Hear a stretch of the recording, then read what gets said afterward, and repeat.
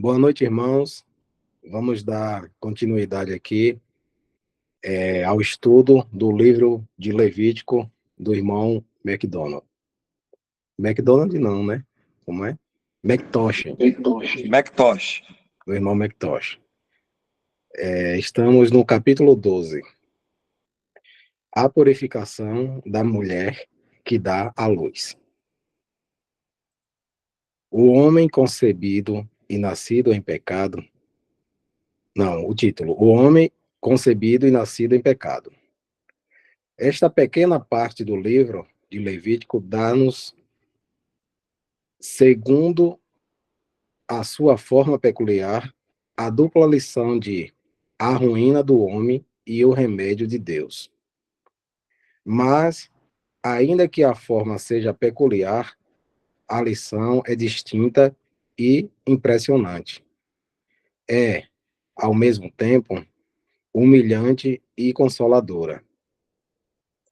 O efeito de toda a Escritura, quando diretamente explicada a nossa alma pelo poder do Espírito Santo, é produzir em nós o abandono próprio do ego para nos entregarmos a Cristo.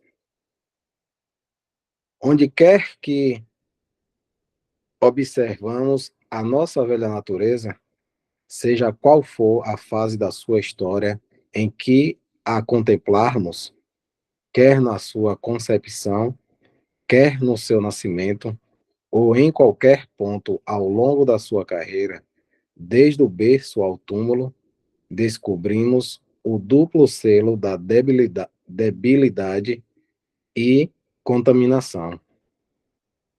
E isto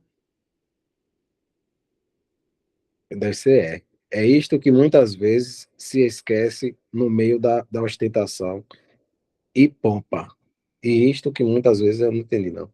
E isto que muitas vezes se esquece no meio da ostentação e pompa, das riquezas e esplendores da vida humana.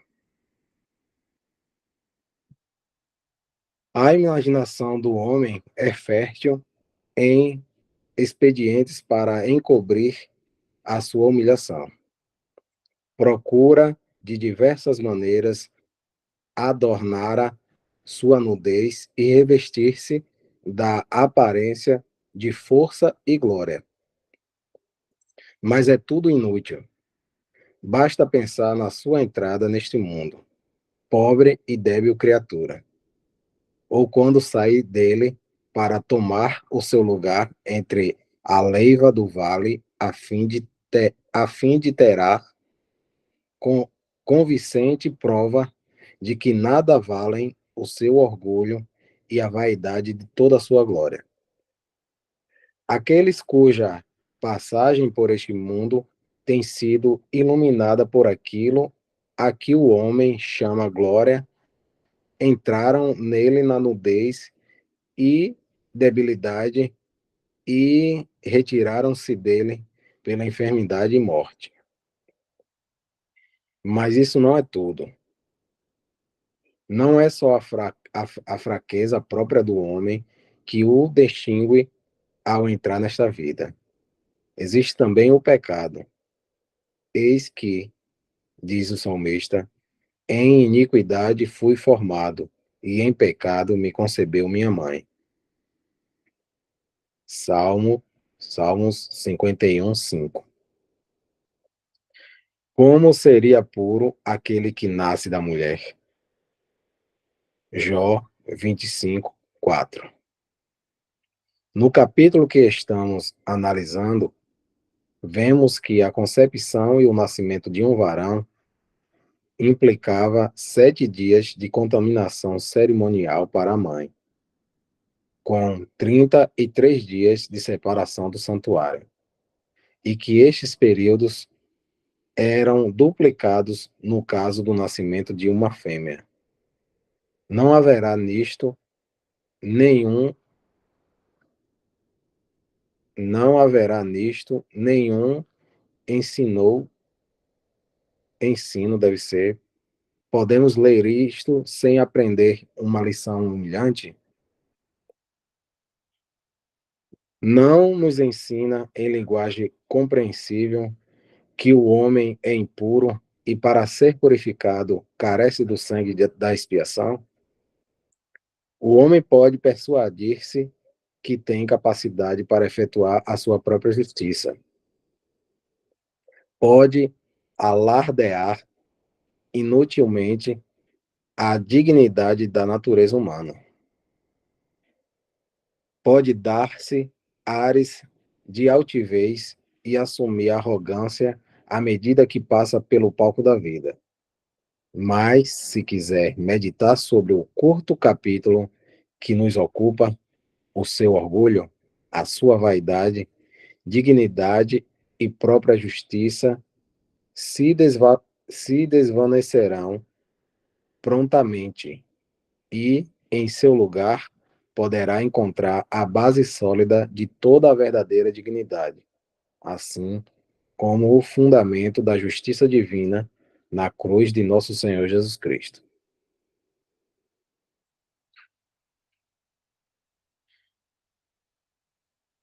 A mancha perfeitamente lavada. A sombra da cruz passa por nós neste capítulo sobre um duplo aspecto. Primeiro, na circuncisão do menino, pela qual ele se tornava membro do Israel de Deus. Segundo, no holocausto e na oferta de expiação do pecado, pelos quais a mãe era restabelecida de todas as influências de contaminação e ficava apta outra vez para se aproximar do santuário e ter contato com as coisas santas. Lembrando que coisas santas são coisas separadas para o uso do Senhor. E, quando forem cumpridos os dias da sua purificação por filho ou por filha, trará um cordeiro de 1 ano por holocausto e um pombinho ou uma rola para a expiação do pecado, diante da porta da tenda da congregação, ao sacerdote, o qual o oferecerá perante o Senhor, e por ela fará propiciação, e será limpa do fluxo do seu sangue. Esta é a lei da que der à luz varão ou fêmea. Versículos 6 e 7. A morte de Cristo, nos seus dois aspectos, surge aqui diante dos nossos pensamentos, como a única coisa que podia satisfazer a necessidade de remover perfeitamente a mancha relacionada com o nascimento natural do homem. O holocausto representa a morte de Cristo segundo a apreciação divina. E a oferta de expiação do pecado, por outro lado, representa a morte de Cristo em relação com as necessidades do pecado.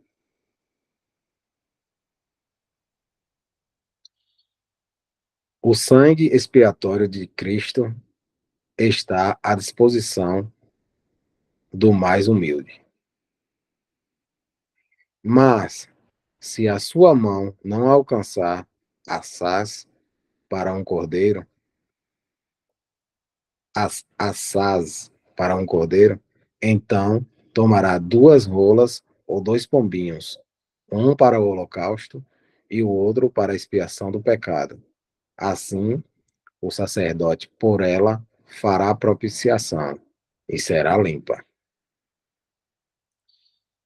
Só o derramamento dar só o derramamento dar sangue, não, só o derramamento de sangue podia dar purificação. A cruz é o único remédio para a enfermidade e impureza do homem. Onde quer que essa obra gloriosa é compreendida pela fé, há perfeita purificação. Essa percepção pode ser débil. A fé pode ser vacilante. As experiências podem ser superficiais, mas o leitor deve lembrar-se, para gozo e conforto da sua alma, que não é a grandeza das suas experiências e estabilidade da sua fé, ou o poder da sua compreensão, que podem purificar, mas o valor divino, a eficácia imutável do sangue de Jesus, isto, mas o valor divino, a eficácia imutável do sangue de Jesus. Lembrei agora do que o irmão Dal estava falando, de experiências na conversão, né? E exatamente, lembrei disso aí agora. Se o irmão puder voltar só um pouquinho para eu ler com mais exatidão aí. Basta mais só mais um pouquinho. Aí. Só o derramamento de sangue podia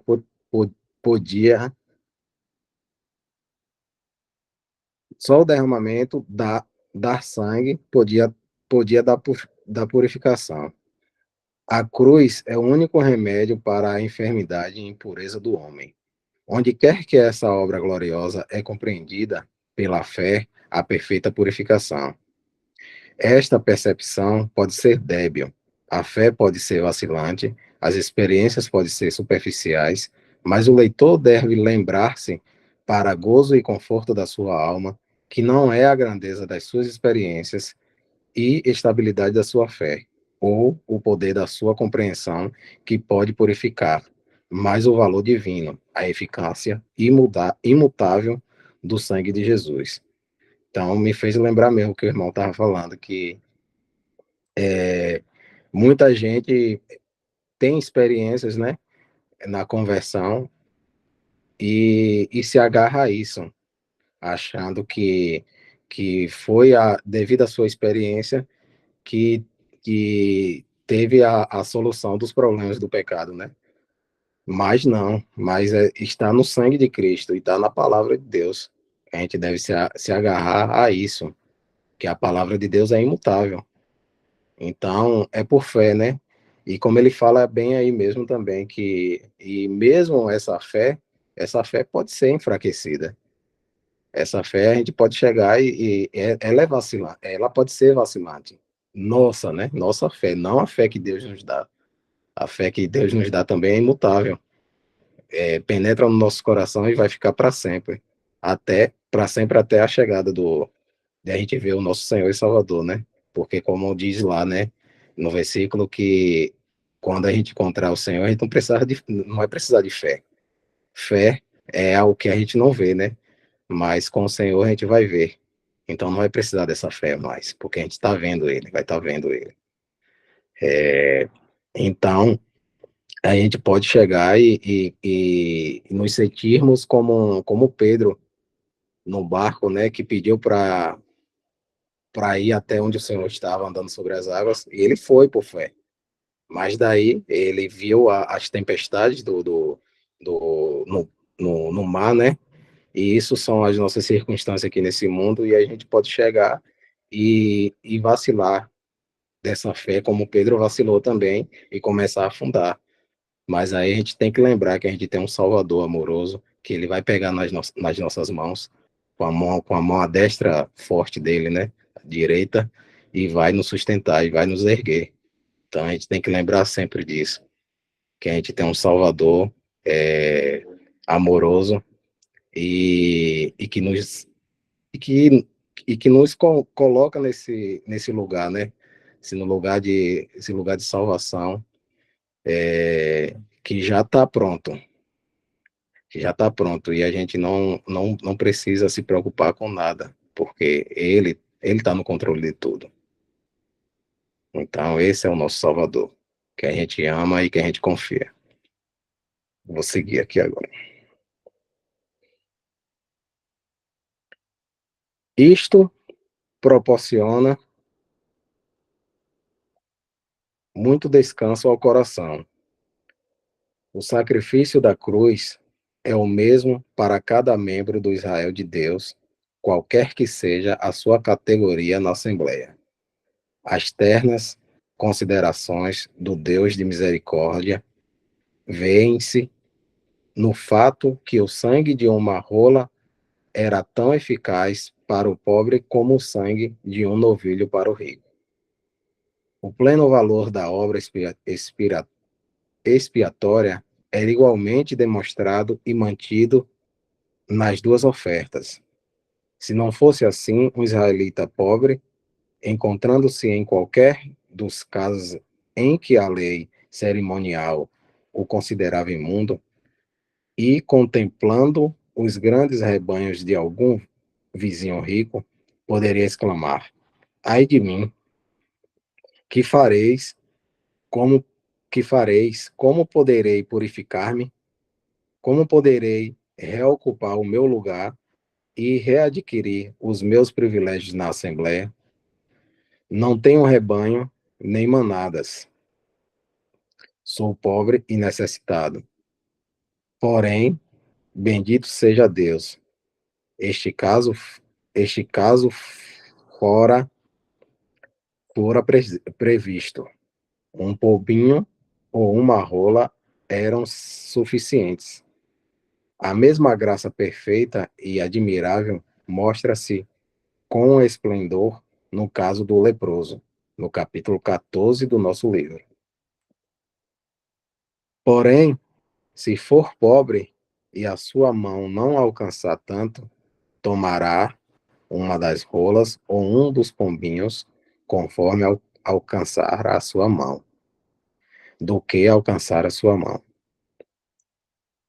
Do que alcançar a sua mão.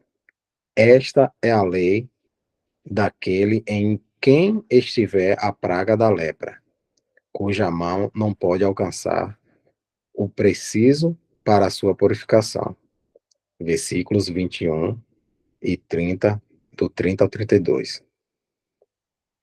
A graça vai ao encontro do necessitado, onde quer que ele esteja e na condição em que o encontre. O sangue expiatório está ao alcance do mais humilde, pobre e débil. Todos os que precisam da graça podem tê-la. Porém, se for pobre, que há de fazer? Será posto de lado? Oh, não. O Deus de Israel nunca trataria assim com os pobres e indigentes.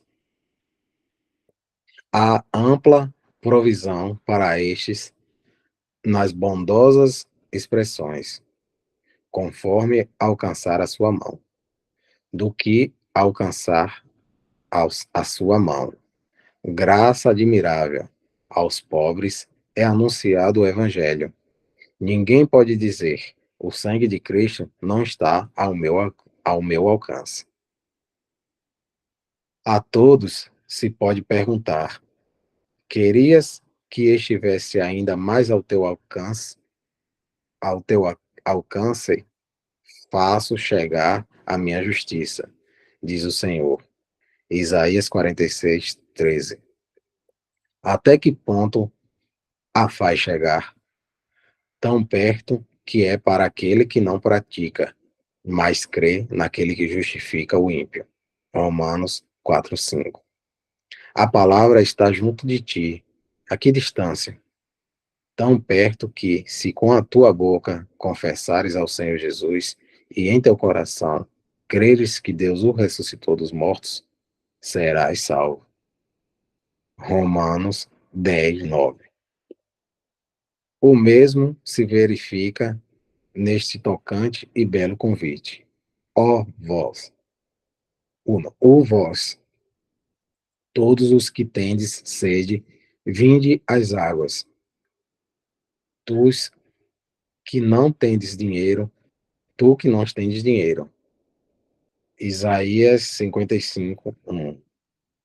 Que graça incomparável brilha nestas expressões. O que não atua e os que não têm dinheiro. São tão conformes à natureza de Deus como opostos à do homem. A salvação é tão livre como o ar que respiramos. Fomos nós que criamos o ar?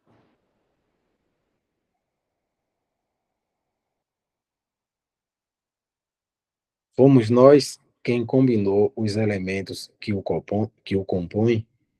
Não, mas desfrutamo-lo e, usando-o, podemos viver e atuar para aquele que o criou. O mesmo sucede no caso da salvação. Recebemos-la sem nada termos feito. Dispomos das riquezas de outrem. Descansamos na obra consumada por outrem. E, além disso, é desta maneira que podemos trabalhar para aquele cujas riquezas gozamos e em cuja obra descansamos.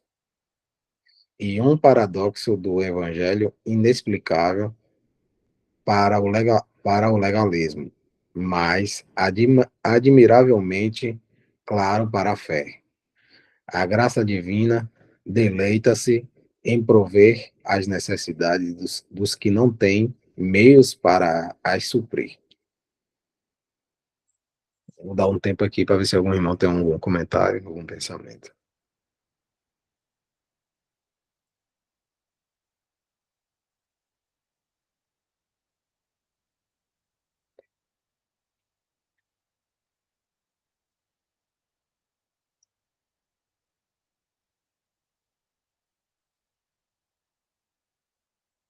Esse texto aí também me faz lembrar da cristandade, né, dessa teoria aí da, da prosperidade que eles pregam. Não convém com nada na Bíblia, né, porque não leem mesmo e não tiraram, Deus não tirou a escama mesmo dos olhos deles, né, porque Jesus veio ao mundo humilde, pobre, sua mãe, seu pai, como vai falar aí, e todos os discípulos também. Então, que riqueza você vê nas coisas de Deus? A riqueza, na verdade, é celestial, né?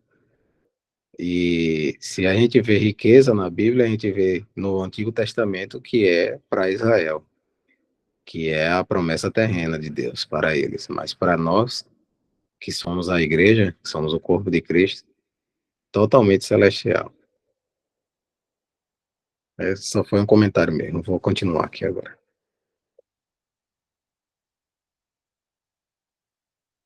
José e Maria eram pobres.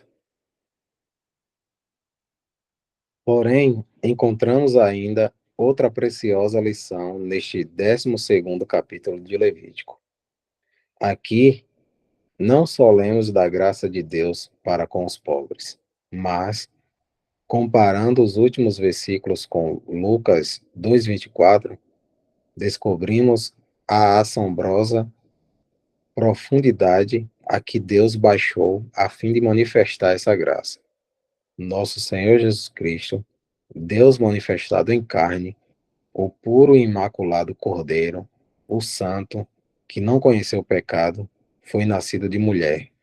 E essa mulher, mistério admirável, tendo conduzido em seu ventre e dado à luz esse corpo puro, perfeito, santo e imaculado, teve de sujeitar-se ao cerimonial e cumprir os dias da sua purificação, segundo a lei de Moisés.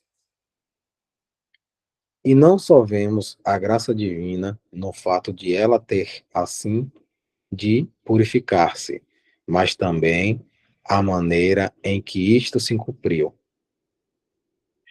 E para darem a oferta segundo o disposto na lei do Senhor. Um par de rolas ou 2 pombinhos. Esta simples circunstância ensina-nos que os supostos pais de nosso Senhor Jesus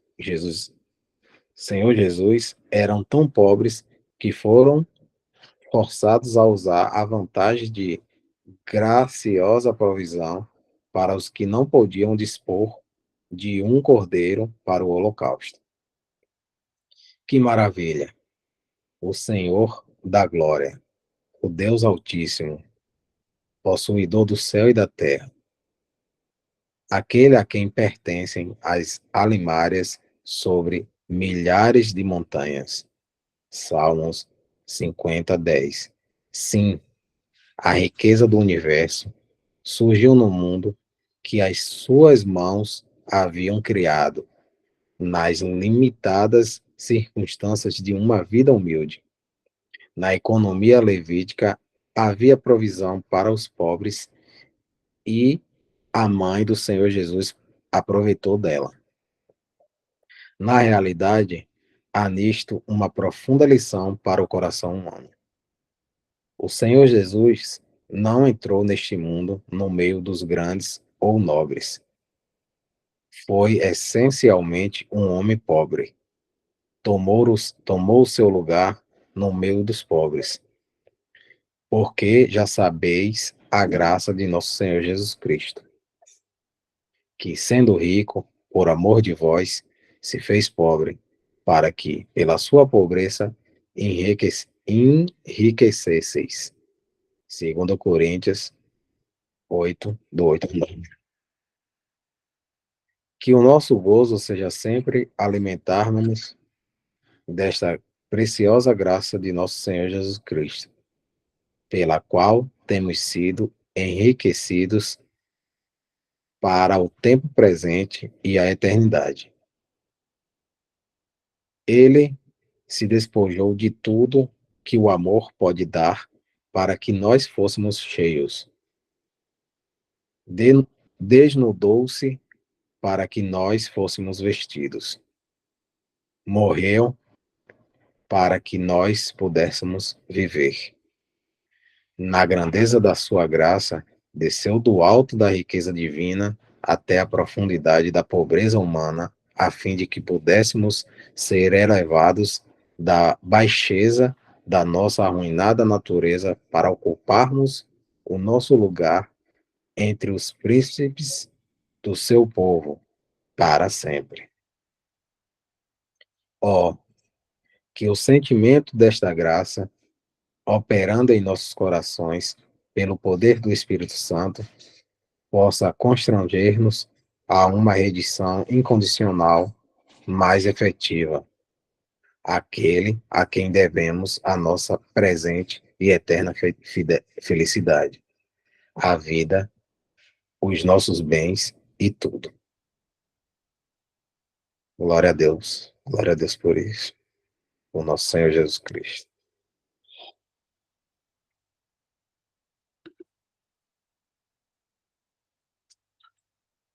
Acho que dá para fazer mais essa leitura, né, Dó? Você que sabe, os irmãos também, né? Pode decidir aí, se quiser. Capítulo 13 e 14, né, de Levíticos, a lei do leproso. Desce aí para a gente ver quanto, para ver se dá para fazer uma parte ou todo.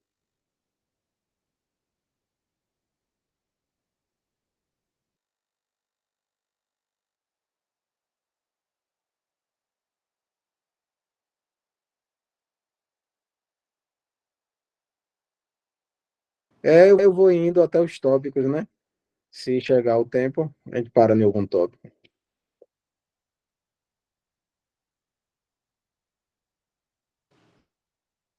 A lei do leproso. Introdução. Entre todas as funções que, segundo o ritual mosaico, eram desempenhados pelo sacerdote, nenhuma requereria atenção mais paciente ou adesão mais rigorosa às instruções divinas contidas no Guia do Sacerdote, do que o discernimento da lepra e seu tratamento conveniente. Este fato deve ser evidente a todos os que estudam com alguma atenção a parte importante e muita extensa do Levítico a que acabamos de chegar. Duas coisas requereriam a solitude, a, a solicitude e vigilância do sacerdote. a saber, a pureza da congregação e a graça que não podia admitir a exclusão de qualquer membro, salvo por motivos claramente determinados. A santidade não podia permitir que continuasse dentro da Assembleia qualquer pessoa que devesse ser excluída. E, por outra parte, a graça não podia permitir que estivesse fora quem devia estar dentro dela. Por isso, o sacerdote tinha a mais instante necessidade de ser vigilante, calmo, sensato, paciente, terno e muito experiente. Certos sintomas podiam parecer de pouca importância, quando na realidade eram muito graves. Outros podiam parecer lepra, sem o ser. Eram precisos a maior atenção e sangue frio. Um juízo precipitado ou uma conclusão demasiado apressada podiam conduzir a sérias consequências, quer para a congregação, quer para qualquer dos seus membros. Isto explica a repetição frequente de frases como estas: o sacerdote examinará, o sacerdote encerrará o que tem a praga por 7 dias. O sacerdote, ao sétimo dia, o examinará. O sacerdote o encerrará segunda vez por 7 dias. O sacerdote, o sétimo dia, o examinará outra vez, e o sacerdote o examinará. Então o sacerdote o declarará por limpo. Nenhum caso devia ser julgado ou decidido precipitadamente. Não se devia formar uma opinião por ouvir dizer. O exame pessoal, discernimento sacerdotal, tranquila reflexão, estrita adesão à palavra escrita, o guia santo e infalível, todas estas coisas eram formalmente requeridas do sacerdote, se queria fazer um juízo reto de cada caso. Em todas as coisas, ele não devia deixar-se guiar pelos seus próprios pensamentos, sentimentos ou sabedoria. A palavra de Deus continha instruções minuciosas, estabelecidas para se submeter a elas. Cada pormenor, cada característica, cada movimento, cada variação, cada sombra e caráter, cada sintoma particular e cada afeição. Tudo estava ampla e divinamente previsto, de sorte que bastava que o sacerdote conhecesse bem a palavra de Deus e se conformasse com ela em todas as coisas para evitar erros. Já dissemos o bastante quanto ao sacerdote e suas santas responsabilidades.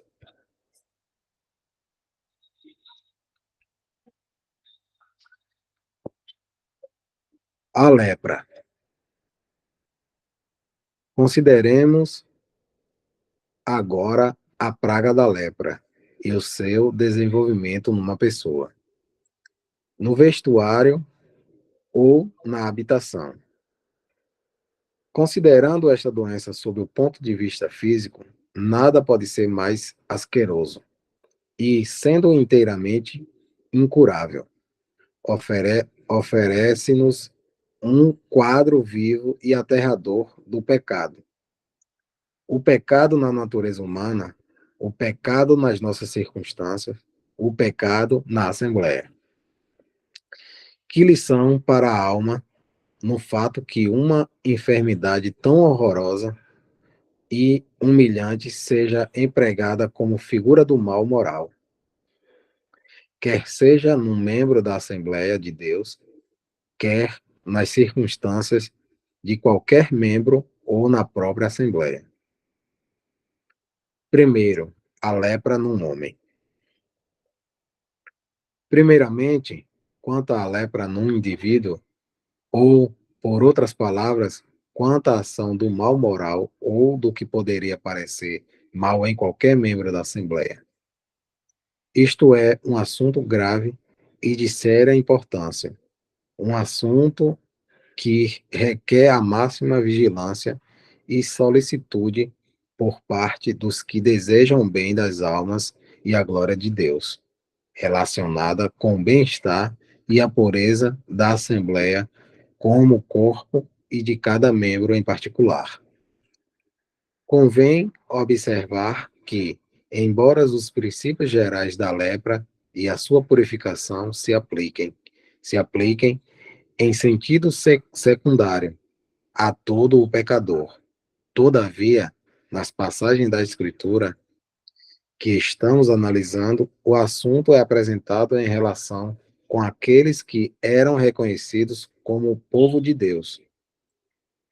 A pessoa que aqui vemos sujeitar-se ao exame do sacerdote é um membro da Assembleia de Deus. E conveniente conveniente a compreender isto. A Assembleia de Deus deve manter-se pura, porque é sua habitação. Nenhum leproso podia ser autorizado a permanecer no recinto sagrado de habitação do Senhor.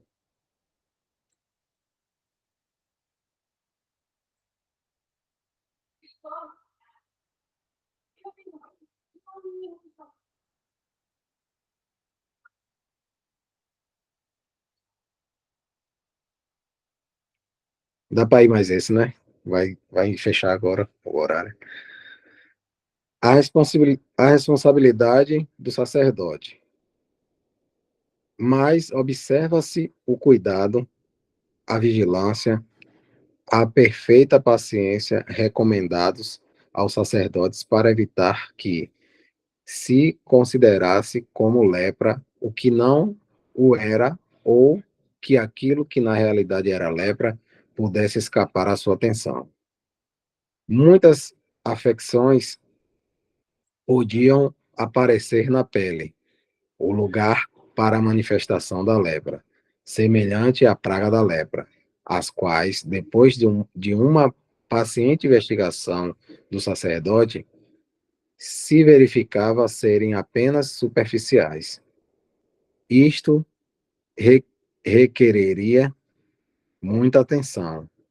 Qualquer mancha podia aparecer na superfície da pele, a qual, ainda que requeresse, requeresse ser examinada por aquele que atuava por Deus, não era, na realidade, mancha. E, contudo, o que parecia ser apenas uma mancha superficial podia ser alguma coisa mais profunda do que a pele. Alguma coisa interna que afetasse os elementos ocultos do organismo. Tudo isto requeriria a maior atenção por parte do sacerdote.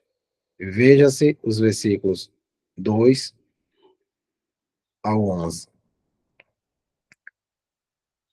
Uma simples negligência, um ligeiro descuido, podiam ter graves consequências.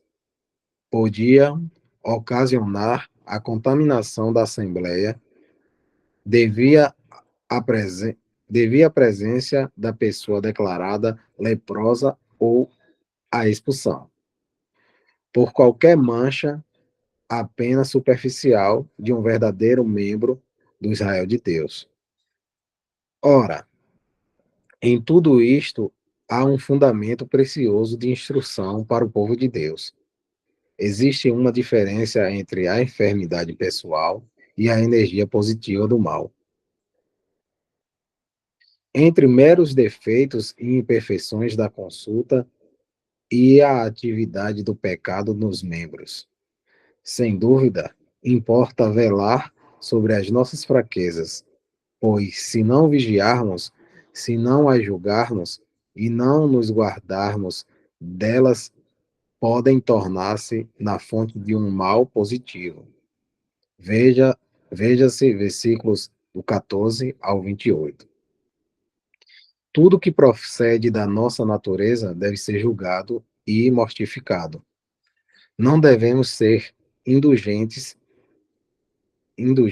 para com as fraquezas pessoais em nós próprios, ainda que devamos ser indulgentes para com as dos nossos semelhantes. Tomemos, por exemplo, o caso de um temperamento irascível. É um caso que devemos condenar em nós próprios, embora devamos tolerá-lo nos nossos semelhantes. A semelhança da, da inchação do apostema, no caso de um israelita, versículo 19 ao 20. Pode chegar a ser a causa de verdadeiro contágio, motivo para a exclusão da Assembleia. Toda forma de fraqueza deve ser vigiada, não seja o caso de se tornar ocasião de pecado. Uma cabeça calva não era lepra, mas era onde a lepra podia declarar-se. E pois isso tinha de ser vigiada. Há mil e uma coisas que, em si mesmas, não são pecaminosas, mas que podem chegar a ser ocasião de pecado, se não se exercer sobre elas vigilâncias, ou sobre elas vigilância.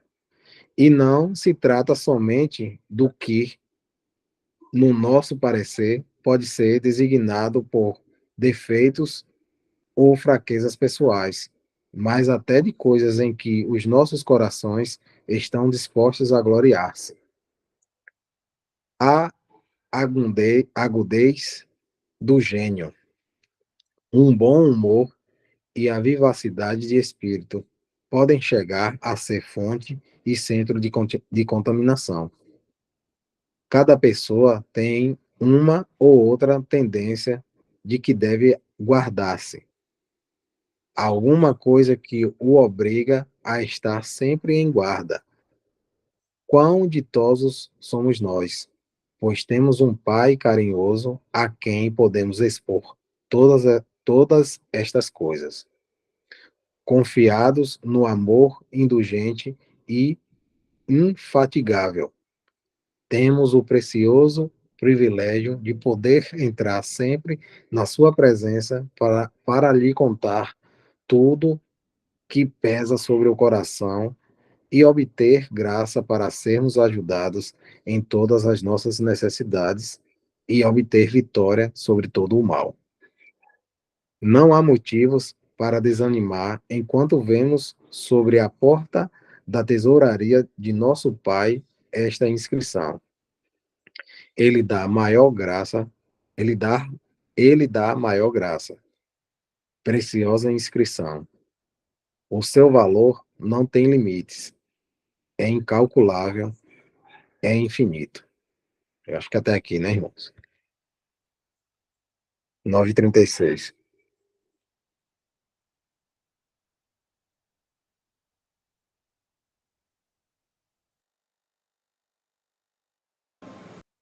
Certo, irmão? Vou tirar aqui a gravação.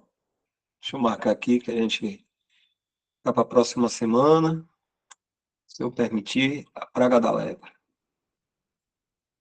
Página 142.